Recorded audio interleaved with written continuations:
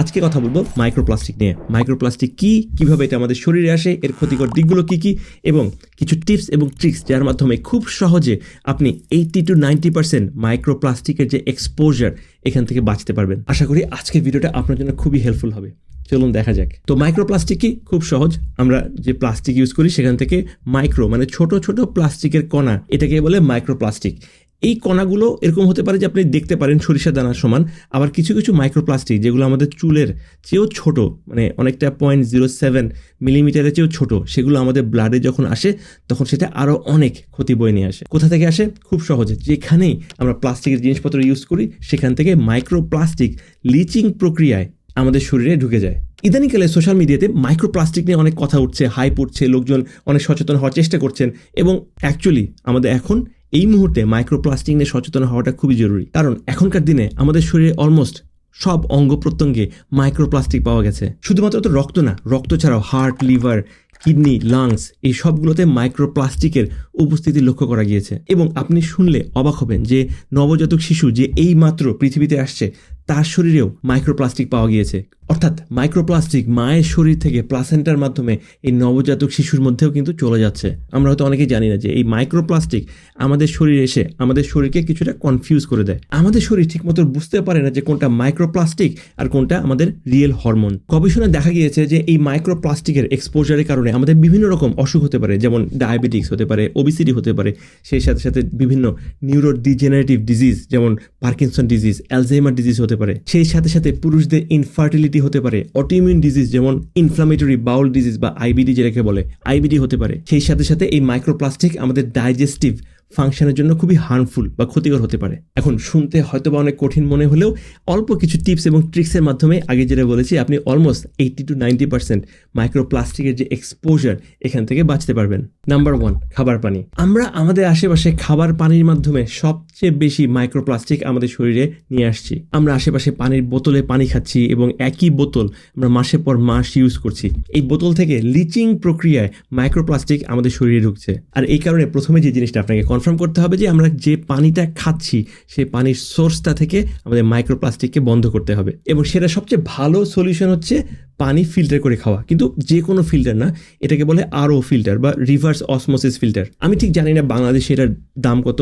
আমেরিকাতে এখন এই মুহূর্তে বিভিন্ন রিভার্স অসমোসিস বা আরও ফিল্টারের যে দাম সেটা $200 থেকে $800, মানে বাংলাদেশি টাকায় 20,000 থেকে 80,000 টাকা পর্যন্ত হতে পারে। কিন্তু প্রবলেম হচ্ছে যে আমাদের সবার তো এই সামর্থ্য নেই যে এই রিভার্স অসমোসিস আমরা বাসায় বসাবো, রাইট? কিন্তু সমস্যা নেই, আপনার যদি এই সামর্থ্য না থাকে তবুও পানি থেকে মাইক্রোপ্লাস্টিক ফিল্টার করার অনেক সিস্টেম রয়েছে। যখন ফিল্টারের কথা বলছিলাম, আরও বা রিভার্স অসমোসিস ফিল্টার তো is number 1, is the best. এটা যদি আপনি অ্যাফোর্ড করতে না পারেন সেই ক্ষেত্রে আপনি যে ফিল্টারটা ইউজ করতে পারেন সেটা হলো সিরামিক ফিল্টার। আমার মনে আছে অনেক আগে সিরামিক ফিল্টার ইউজ হতো, সিরামিক ফিল্টার থাকতো এবং যে কন্টেইনারটা থাকতো সেটা স্টেইনলেস স্টিলের কন্টেইনার থাকতো। এরপরে তো দামের কারণে অনেক প্লাস্টিক ফিল্টার চলে এসেছে। তো সবচেয়ে ভালো হয়তো যদি আরও অ্যাফোর্ড করতে না পারেন সেই ক্ষেত্রে অবশ্যই সিরামিক ফিল্টার সবচেয়ে উপকারী হবে। নাম্বার টু হচ্ছে পানির বোতল বন্ধ করতে হবে। দেখুন, আমরা কনভিনিয়েন্সের কারণে আমরা সবসময় পানির বোতল ইউজ করি, দোকান থেকে একটা পানির বোতল কিনে খেয়ে ফেলি। কিন্তু প্রবলেম হচ্ছে যে আমি বা আপনি আমরা জানি না যে পানির বোতলটা কী প্রসেসের মধ্যে দিয়ে আসছে। যখন পানিটা ট্রান্সপোর্ট করছে তখন এটা গরমের মধ্যে ছিল না ঠান্ডার মধ্যে ছিল, বা ওই পানির বোতলে কতদিন ছিল।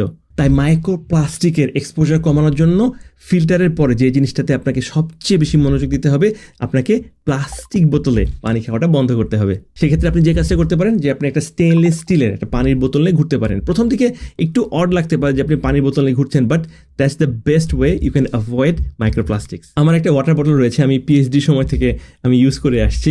এটা প্রায় বয়স অনেক বছর হয়ে গেছে। যেখানে যাই আমি এই ওয়াটার বটলটা নিয়ে যাওয়ার চেষ্টা করি। তো আপনিও এটা করতে পারেন, আপনার বাসাতে যখন পানি ফিল্টার করে রাখবেন আপনার ওয়াটার বটলটা নিয়ে রাখবেন।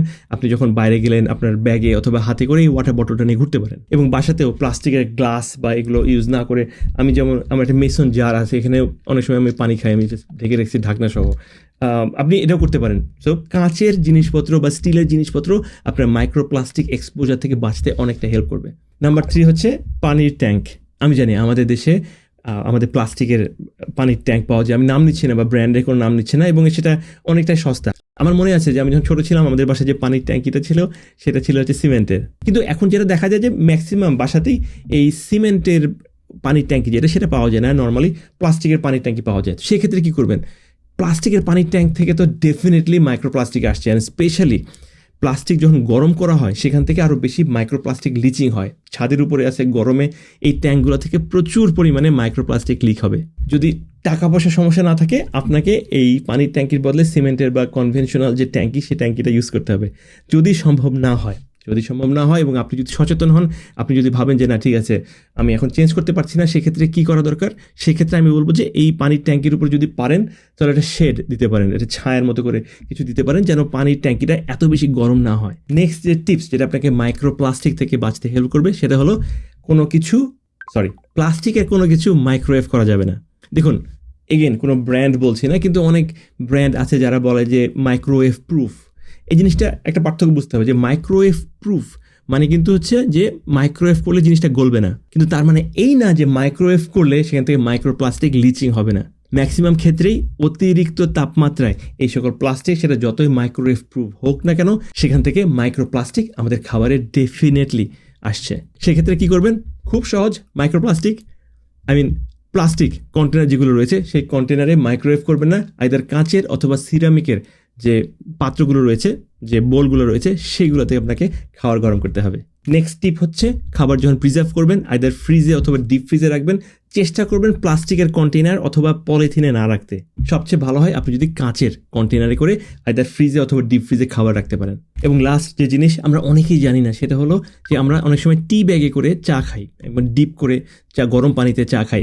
এই টি ব্যাগের মধ্যে কিন্তু প্রচুর পরিমাণে মাইক্রোপ্লাস্টিক কন্টামিনেশন হয়। প্রতিদিন যদি আপনি 2-3 কাপ করে চা খান এবং প্রত্যেকটা চায়ে যদি আপনি টি ব্যাগ ইউজ করেন, আপনি প্রচুর পরিমাণে মাইক্রোপ্লাস্টিকের এক্সপোজারে আসছেন। সেই ক্ষেত্রে সবচেয়ে ভালো হয় টি ব্যাগ ইউজ না করে লুজ যে চা রয়েছে সেই চাটা খাওয়া। দেখুন, একটা জিনিস খুবই সত্যি, সেটা হচ্ছে যে আজকের এই দিনে আমাদের পক্ষে কখনোই প্লাস্টিক ফ্রি পৃথিবী আমাদের এখন আর সম্ভব না। এটা সম্ভবই না। আমাদের আশেপাশে প্লাস্টিক থাকবেই। এই জিনিসটা আপনি আর কন্ট্রোল করতে পারবো না, এটা আনকন্ট্রোলেবল হয়ে গেছে। এটা থাকবেই, প্লাস্টিক এই পৃথিবীতে থাকবেই। যে জিনিসটা আমরা কন্ট্রোল করতে পারবো সচেতনভাবে, স্পেশালি খাবারে মাইক্রোপ্লাস্টিকের যে ইউজ, এটা কমিয়ে আমাদের শরীরের যে মাইক্রোপ্লাস্টিকের এক্সপোজার, সেটা আমরা অলমোস্ট 80-90% কমাতে পারবো। আপনি যদি এই ব্যাপারে একটু সচেতন হন এবং আজকে থেকে অল্প অল্প করে ছোট ছোট স্টেপের মাধ্যমে আপনার প্রতিদিনের খাবার থেকে মাইক্রোপ্লাস্টিকের যে সংস্পর্শ, এখান থেকে বাঁচতে চান, প্লিজ নিচে কমেন্টে লিখুন নো মোর